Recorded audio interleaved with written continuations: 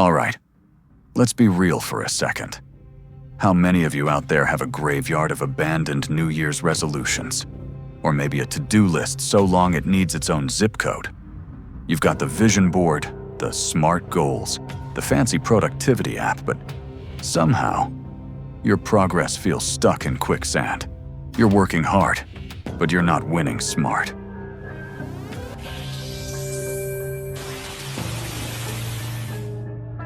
You see, the modern world, it's obsessed with hustle. It tells you to push, grind, and manifest until your hands bleed.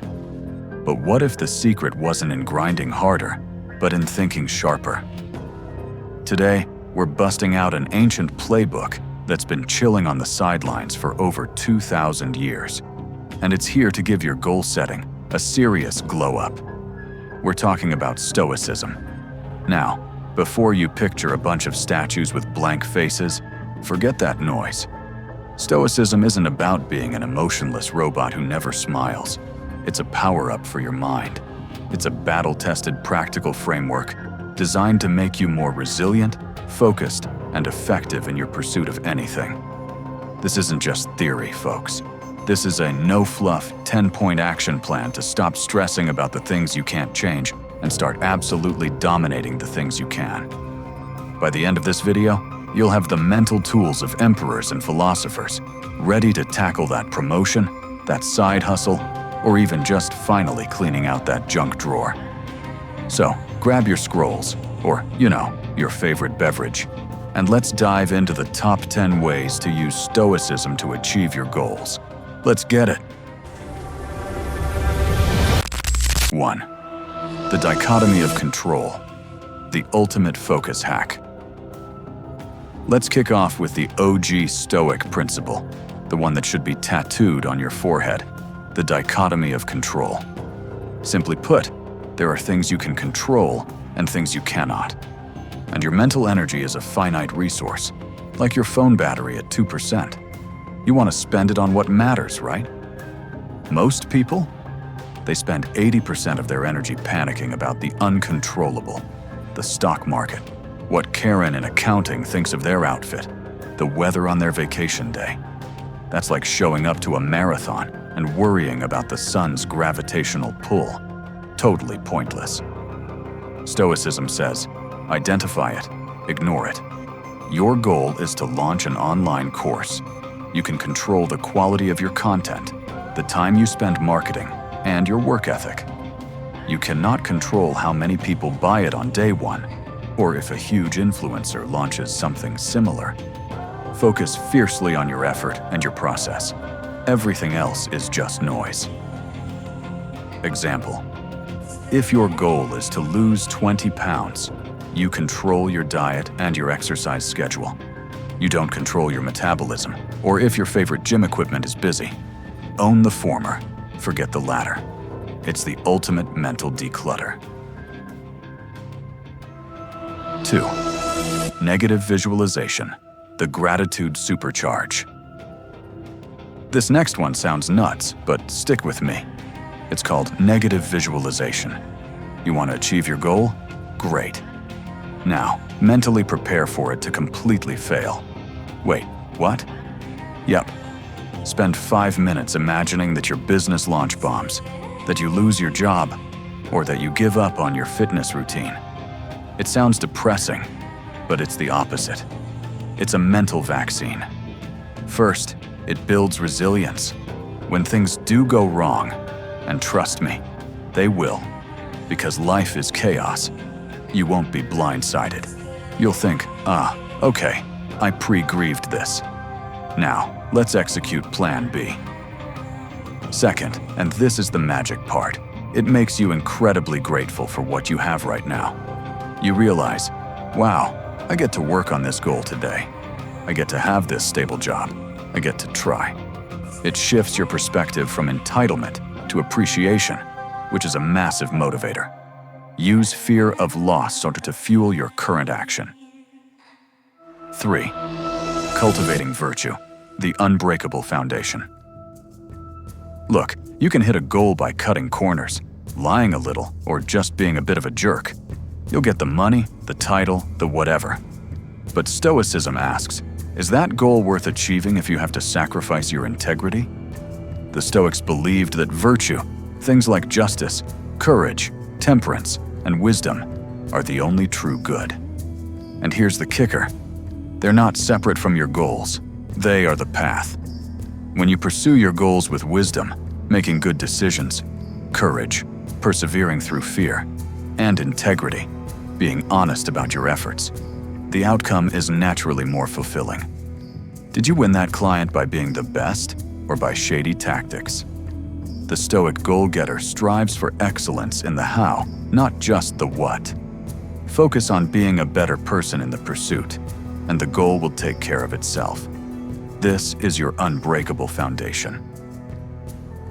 4. Premeditation of adversity. Premeditatio malorum. The ultimate risk assessment. This is the practical cousin of negative visualization. We're not just imagining failure, we're planning for it. It's called premeditatio malorum, the premeditation of evils. Think of it like this. Most people launch a new venture with rose-colored glasses, picturing confetti and high fives.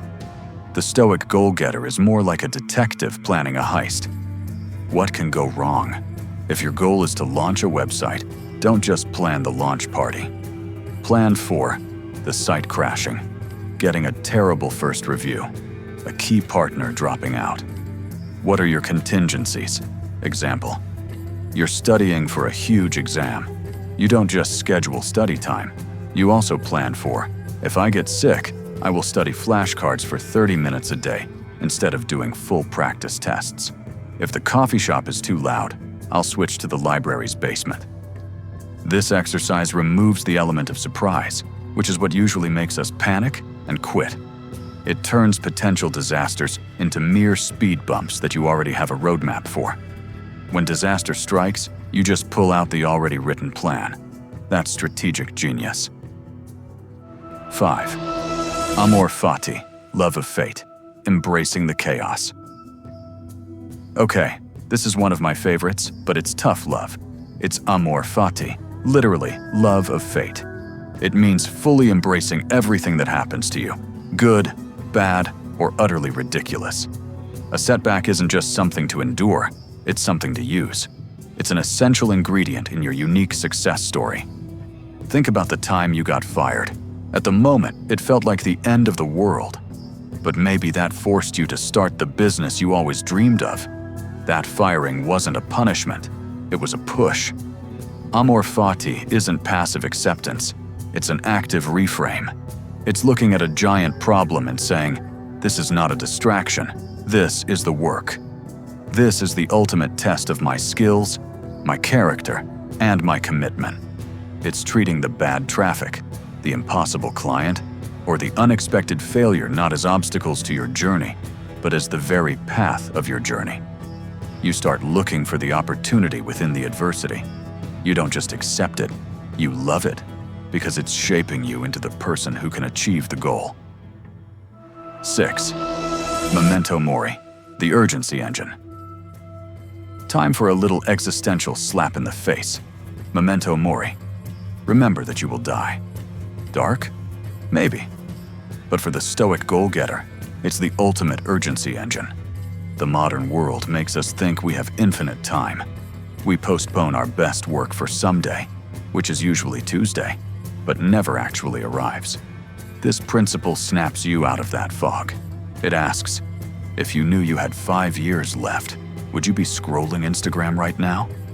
Would you put off that passion project for another 6 months? The answer is a resounding no.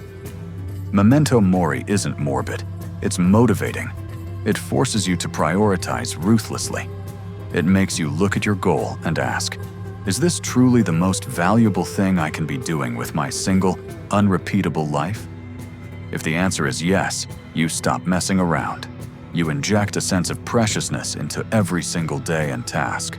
Use the awareness of your finitude to propel your progress today. Don't wait for the perfect time. The only time you have is now. 7. The art of ascent, cutting through the noise. Our brains are drama queens.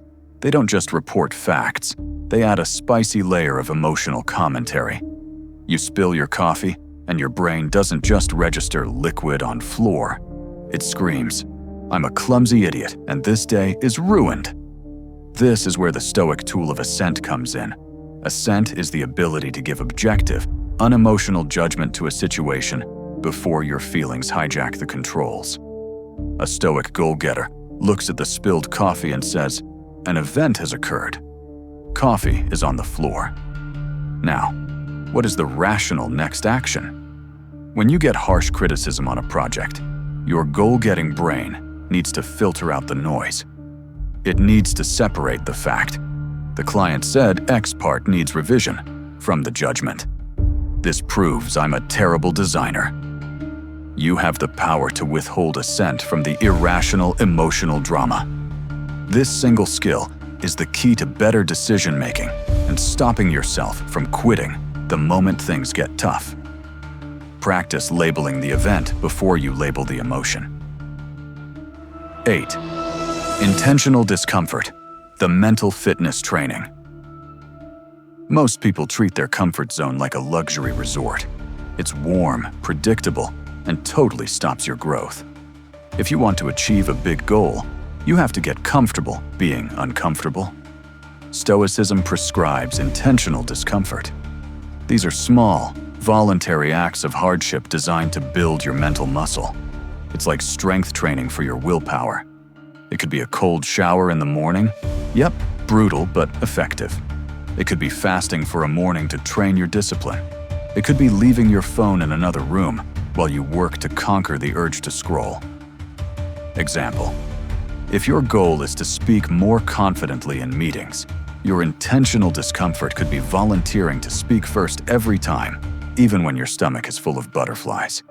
This practice tells your brain, "Hey, I choose this. I can handle this." It prepares you for the inevitable discomfort that comes with any worthwhile goal. The late nights, the rejections, the tedious practice. By mastering the small discomforts, you become an unbreakable fortress against the big ones. 9. Journaling for clarity, hypomnemata, the progress tracker. The Stoics were massive fans of journaling, not for writing, "Dear Diary, I can't believe Brad said that," but for hypomnemata, a kind of spiritual self-inventory and progress tracking. Your goal is to become successful. But what does that mean? Your journal is where you figure that out. Use it. 2. 1. Reflect on the morning. Set an intention based on a Stoic virtue. Today, I will approach my sales calls with courage and honesty. 2. Review the evening. Did you live up to your intention? Where did you succeed? Where did you let emotion rule your actions? 3. Identify roadblocks. I failed to work on my side hustle tonight because I got pulled into a pointless Twitter debate. Okay, now you have clarity. The problem isn't lack of time, it's lack of focus. This practice makes you a better observer of your own behavior.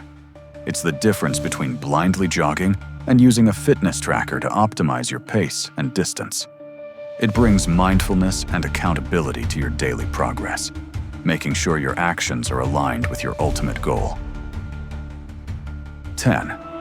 Building a reserve clause, the goal insurance policy. A lot of people approach goals with a must succeed or else mentality. That's a one-way ticket to burnout and a meltdown. The Stoics were much smarter. They taught using the reserve clause. When you set a goal, you always mentally, or in your journal, add a little escape hatch. I will do X, fate permitting. This isn't about being flaky. It's about setting your expectation correctly. It means you commit 100% to the effort, but you accept that the outcome is subject to external forces. Example: you're planning a massive product launch. Your mindset is, I will work hard to create the best product, launch on time, and market it effectively, unless some circumstance beyond my control prevents it. If the launch is delayed due to a supply chain issue, uncontrollable, you don't collapse. You simply adjust and try again. Your inner calm remains intact because your commitment was to the action, not to the absolute guarantee of the result.